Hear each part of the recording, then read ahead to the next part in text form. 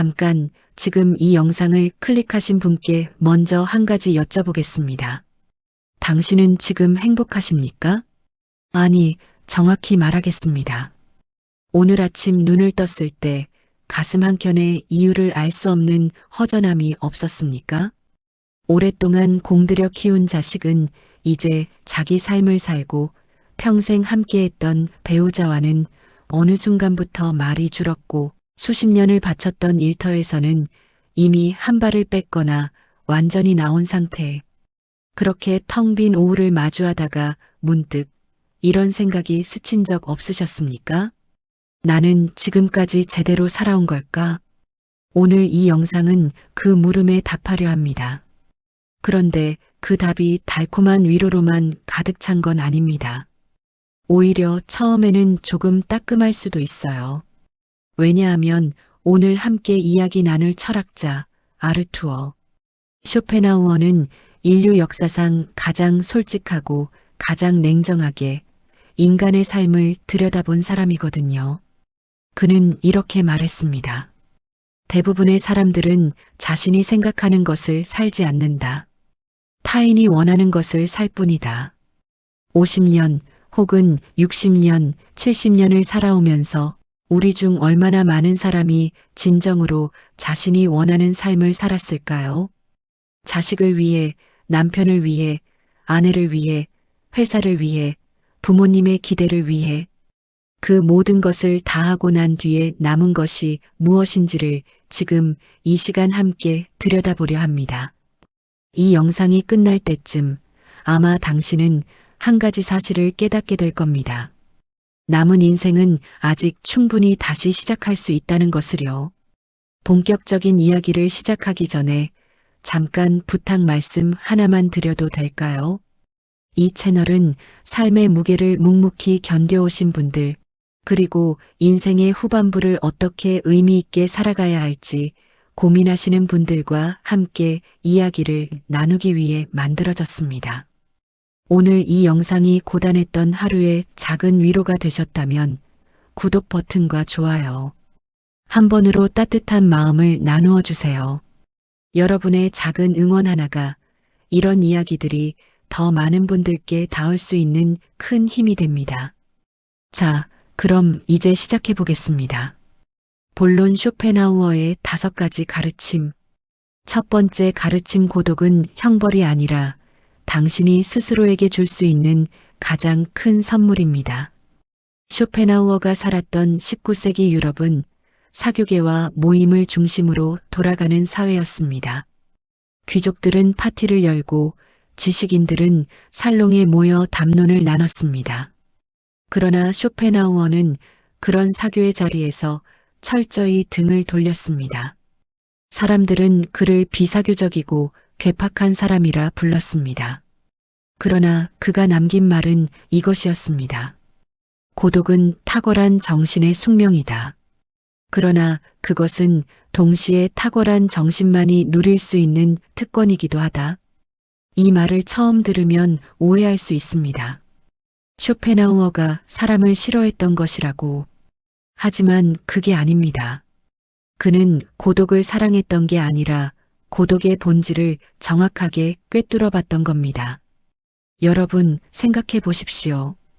우리가 살면서 가장 많이 후회하는 순간들이 언제입니까? 아무도 없는 조용한 방에서 홀로 앉아 있을 때가 아닙니다. 오히려 수많은 사람들 속에서 그들의 말에 휩쓸려 내가 원하지도 않는 선택을 했던 그 순간들이지 않습니까? 50대, 60대, 70대 많은 분들이 이렇게 말씀하십니다. 이제 애들도 컸고 은퇴도 했는데 왜 이렇게 허전하지? 사람들을 만나야 하는데. 그래서 억지로 모임에 나가고 마음이 맞지 않는 사람들과 시간을 보내고 집에 돌아오면 오히려 더 공허해집니다. 쇼펜하우어는 그 이유를 정확히 설명합니다. 사람들은 고독을 견디지 못해 타인을 찾는 것이 아니라 자기 자신을 마주하기가 두려워서 타인 속으로 도망치는 것이라고요. 그렇다면 오늘부터 이렇게 생각해 보시면 어떨까요? 아침에 혼자 마시는 커피 한 잔, 저녁에 혼자 걷는 공원 한 바퀴. 그 시간을 외롭고 초라한 시간으로 볼 것인가? 아니면 평생 남을 위해 살아온 내가 처음으로 나 자신에게 돌려주는 시간으로 볼 것인가? 그 시각의 차이가 인생의 후반부를 완전히 다르게 만들어줍니다. 고독은 당신이 틀렸다는 증거가 아닙니다. 고독은 당신이 드디어 자신을 찾기 시작했다는 신호입니다. 두 번째 가르침 타인의 시선은 당신의 행복을 훔쳐가는 도둑입니다. 쇼펜하우어는 이런 말을 했습니다. 우리가 잃는 평화의 9분의 1은 자기 자신의 문제에서 비롯되고 9분의 8은 타인이 자신을 어떻게 생각하는가에 대한 걱정에서 비롯된다. 9분의 8. 우리 삶에서 겪는 괴로움의 거의 대부분이 사실은 내 문제가 아니라 남들이 나를 어떻게 볼까라는 두려움에서 온다는 겁니다. 이게 허황된 이야기처럼 들리십니까? 그렇다면 한번 돌아보십시오. 자식이 좋은 대학에 가야 한다고 무리하게 돈을 쏟아붓지 않으셨습니까? 옆집이 외제차를 샀다는 말에 밤잠을 설치신 적이 있지는 않으셨습니까? 모임에서 요즘 뭐하며 지내요? 라는 질문에 당당하게 대답하지 못할까봐 불안하지는 않으셨습니까? 그 불안들 중에 진정으로 내가 원해서 생긴 것이 얼마나 됩니까? 50대 이후에 많은 분들이 공통적으로 하시는 말씀이 있습니다. 이제 좀 편하게 살고 싶은데 그게 잘 안 돼. 그 이유가 바로 여기 있습니다. 수십 년간 타인의 시선 속에서 살아오는 것이 너무나 익숙해진 나머지 그것 없이는 내가 어떻게 살아야 하는지를 모르게 된 겁니다. 쇼펜하우어는 말합니다. 명예에 대한 욕망은 진정한 행복을 파괴하는 가장 큰 적이다. 여기서 명예란 거창한 것이 아닙니다. 남들에게 좋은 사람으로 보이고 싶다는 것, 뒤처지지 않았다는 것을 보여주고 싶다는 것, 그 모든 소소한 체면들이 다 여기 포함됩니다. 그렇다면 현실적으로 어떻게 하면 좋을까요? 오늘 한 번만 이렇게 해보십시오. 누군가의 말을 듣고 마음이 불편해졌을 때 이 질문을 스스로에게 던져보는 겁니다. 이게 나의 진짜 문제인가 아니면 내가 어떻게 보일까에 대한 두려움인가? 이 질문 하나만으로도 우리는 꽤 많은 불필요한 고통에서 벗어날 수 있습니다. 당신은 이미 충분히 살아왔습니다. 이제는 남의 눈으로 자신을 볼 나이가 아닙니다. 당신 자신의 눈으로 당신의 삶을 바라볼 차례입니다. 세 번째 가르침, 가장 가까운 사람과의 거리가 관계를 지속시킵니다. 이 이야기는 쇼펜하우어가 직접 쓴 비유 하나로 시작하겠습니다. 고슴도치의 딜레마라고도 불리는 이야기입니다. 추운 겨울날 고슴도치 무리가 있습니다. 추워서 서로 모이려 하지만 너무 가까이 붙으면 가시에 서로가 찔립니다. 그래서 멀어지면 이번엔 춥습니다. 그들은 수없이 가까워지고 멀어지기를 반복하다가 마침내 찔리지도 않고 따뜻함도 느낄 수 있는 적절한 거리를 찾아냅니다. 쇼펜하우어는 이것이 인간관계의 본질이라고 했습니다. 배우자와의 관계를 생각해 보십시오. 젊었을 땐 하루 종일 붙어 있어도 좋았는데 이제는 같은 공간에 있으면서도 어색하고 말문이 막히는 경우가 있지 않습니까? 그게 사랑이 식었기 때문일 수도 있지만 많은 경우는 서로 간에 적절한 거리를 만들지 못했기 때문입니다. 너무 익숙해진 나머지 상대를 공기처럼 여기거나 반대로 서로의 영역을 지나치게 침범하거나 그 불균형이 쌓이고 쌓여서 말이 없어지는 겁니다. 자식과의 관계도 마찬가지입니다. 많은 부모님들이 자식이 품에서 멀어지면 배신당한 것처럼 느끼십니다. 전화를 안 해도 명절에 못 와도 섭섭하고 원망스럽습니다. 당연한 감정입니다. 하지만 쇼펜하우어의 시각으로 보면 자식이 멀어지는 것은 독립이고 독립은 곧 당신이 훌륭하게 키웠다는 증거입니다. 찔리지 않을 거리를 찾은 고슴도치가 더 오래, 더 평화롭게 함께하듯이 자식과의 관계도 그 거리를 인정하는 부모가 오히려 더 오래 사랑받습니다. 현대적으로 해석하면 이렇습니다. 관계에서 우리가 가장 많이 하는 실수는 상대를 내 마음의 온도에 맞추려 하는 겁니다. 배우자도 자식도 친구도 각자가 원하는 온도가 다릅니다. 내가 뜨겁다고 해서 상대도 뜨거워야 하는 것이 아닙니다. 오늘부터 한 가지만 실천해 보시겠습니까? 배우자나 자식에게 전화할 때 내가 하고 싶은 말보다 저 사람이 지금 듣고 싶은 말이 무엇일까를 먼저 생각해 보시는 겁니다. 그 작은 전환이 수십 년 된 관계에 새로운 온기를 불어넣어 줄 것입니다. 네 번째 가르침 재산보다 중요한 것은 내면의 풍요이며 건강보다 중요한 것은 마음의 평화입니다. 쇼펜하우어는 행복의 조건에 대해 매우 구체적인 이야기를 남겼습니다.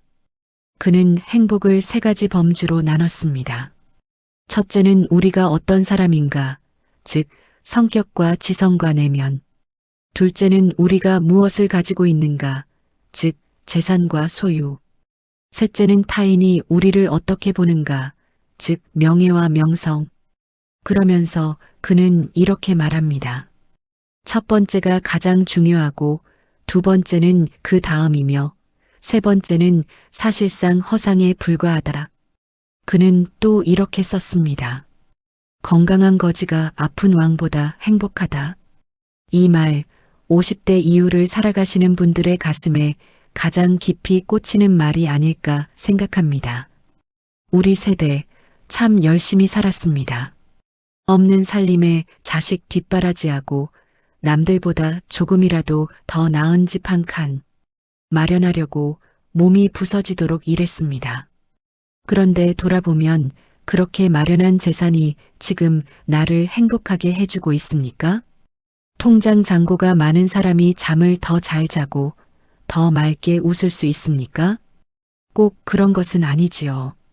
오히려 우리 주변을 보면 많이 가진 사람이 더 초조하고 가진 것을 잃을까봐 전전긍긍하며 자식들에게 재산 때문에 상처를 받는 경우도 많습니다. 쇼펜하우어는 이미 200년 전에 이 사실을 꿰뚫어 봤던 겁니다. 그렇다면 내면의 풍요란 무엇일까요? 거창한 것이 아닙니다.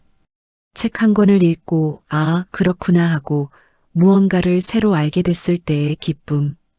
오래전에 즐겼던 취미를 다시 꺼내 들었을 때의 설렘. 아무도 모르는 새벽에 혼자 일어나 조용히 차를 마시며 오늘 하루에 감사한 것 한 가지를 떠올리는 그 순간. 이것들이 내면의 풍요입니다. 쇼펜하우어는 이렇게 말합니다. 지성이 풍부한 사람은 자신의 내면에서 끝없는 즐거움을 찾아낼 수 있다. 하지만 내면이 공허한 사람은 아무리 많은 것을 가져도 결코 채워지지 않는다. 오늘 이 영상을 보고 계신 분들이라면 이미 내면을 살피고 싶은 마음이 있다는 것입니다. 그것만으로도 이미 절반은 시작하신 겁니다. 마음의 평화에 대해서도 쇼펜하우어는 명확하게 이야기합니다. 과거를 후회하고 미래를 걱정하는 데 쓰는 에너지를 지금 이 순간에 쓸 수 있다면 우리의 삶은 완전히 달라질 것이다. 50대, 60대, 70대에 가장 많이 하시는 걱정이 무엇입니까? 이미 지나간 일들에 대한 후회, 그리고 아직 오지도 않은 미래에 대한 불안.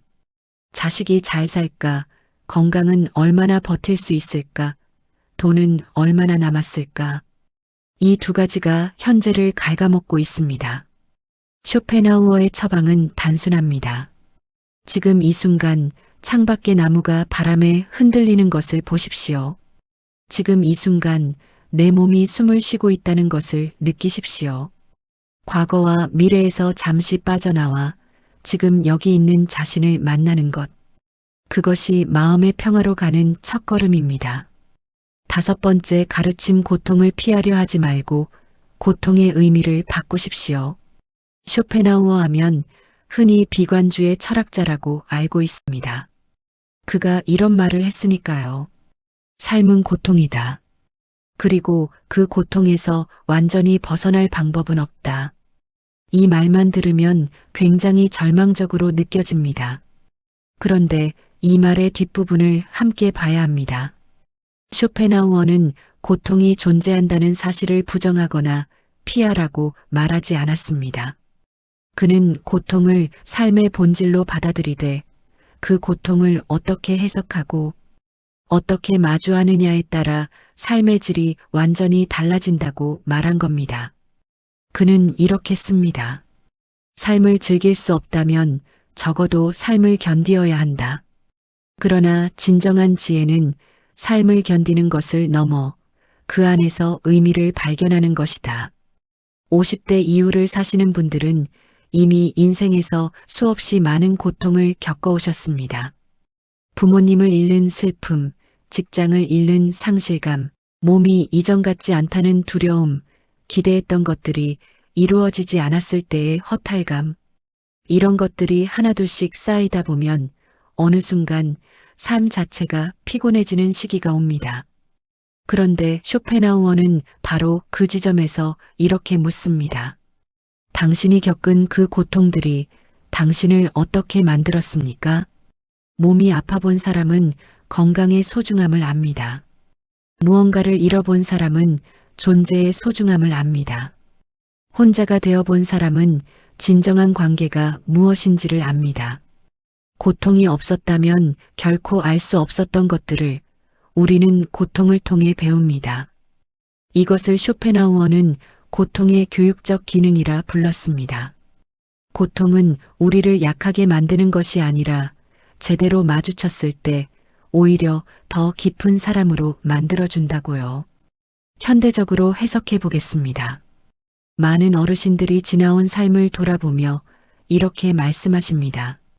내가 더 잘할 수 있었는데, 그때 그 선택만 하지 않았어도, 그 후회가 지금 이 순간을 괴롭히고 있다면 쇼펜하우어의 말을 기억해 주십시오.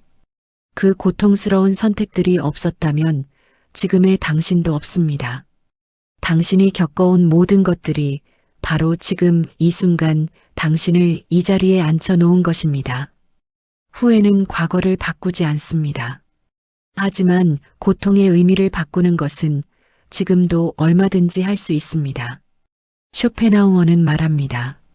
자신의 삶에서 의미를 찾는 자는 어떤 고통도 그를 완전히 무너뜨릴 수 없다. 당신이 살아온 삶에는 반드시 의미가 있습니다. 그 의미를 발견하는 것이 인생의 후반부를 가장 풍요롭게 사는 방법입니다. 오늘 쇼펜하우어의 5가지 가르침을 함께 살펴보았습니다. 고독은 도망가야 할 형벌이 아니라 자신을 만나는 시간이고 타인의 시선은 내 행복의 주인이 될 수 없으며 가장 가까운 관계일수록 적절한 거리가 오히려 사랑을 지켜주고 재산보다 내면의 풍요가 진정한 행복의 바탕이 되며 피할 수 없는 고통은 그 의미를 바꿈으로써 우리를 더 깊은 사람으로 만들어준다는 것. 이 5가지 모두 사실은 하나의 뿌리에서 나옵니다. 바로 자기 자신에게 솔직해지는 것입니다. 수십 년을 살면서 우리는 너무 많은 것들을 위해 자신을 뒤로 밀어왔습니다. 자식을 위해, 남편을 위해, 아내를 위해, 부모를 위해, 회사를 위해, 사회를 위해. 그게 나쁜 것이 아닙니다. 그 헌신이 아름답습니다. 하지만 이제는 딱 한 번만이라도 자기 자신을 위한 선택을 해도 됩니다. 자기 자신의 이야기에 귀를 기울여도 됩니다. 자기 자신을 위한 시간을 내도 됩니다. 오늘부터 당장 실천하실 수 있는 딱 한 가지를 드리겠습니다. 오늘 저녁 잠자리에 들기 전 딱 5분만 핸드폰을 내려놓고 텔레비전을 끄고 아무것도 하지 않는 시간을 가져보십시오. 그리고 스스로에게 이 질문을 던져보십시오. 오늘 하루 내가 진짜 나다웠던 순간이 있었는가? 거창하게 생각하지 않아도 됩니다. 맛있는 것을 먹으며 진심으로 행복했던 순간, 좋아하는 음악을 들으며 잠깐 눈을 감았던 순간, 오랜 친구를 떠올리며 혼자 웃었던 순간, 그런 것들을 찾아보십시오. 그리고 내일도 그 다음 날도 그 순간들을 조금씩 더 늘려가십시오. 쇼펜하우어는 이런 말을 남겼습니다. 행복은 어딘가에 있는 것이 아니다. 행복은 이미 당신 안에 있고 다만 당신이 그것을 알아차리지 못하고 있을 뿐이다. 당신은 이미 충분히 살아왔고 충분히 버텨왔으며 충분히 가치 있는 사람입니다. 남은 인생은 그 가치를 당신 스스로가 느끼며 살아가는 시간이 되길 바랍니다. 오늘 이 긴 이야기를 끝까지 함께 해주셔서 진심으로 감사드립니다. 이 영상이 조금이라도 마음에 닿으셨다면 구독과 좋아요로 함께 해주세요. 그리고 지금 생각나는 소중한 분이 있다면 이 영상을 공유해주세요. 누군가에게 작은 위로가 될 수 있습니다. 다음에도 인생의 깊이를 더하는 이야기로 찾아오겠습니다. 건강하고 평온한 하루 되십시오.